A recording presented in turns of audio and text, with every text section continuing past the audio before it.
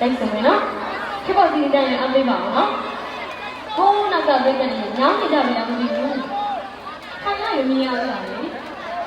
အမေအသိကြီးမြင်ရဘူးနော်ဒီမှာနည်းနည်းပွင့်နေလို့မြင်နေတော့ဟောဝါးလေးမြင်နေနော်ညောင်းနေလို့ဆိုရင်ခိုင်လာချောက်လာနော်အဲ့တော့လည်းရကရရအောင်မတည့်ရနေတယ်ကလို့ပြောပြီးပြောနေနော်အဲ့ဒီနေ့က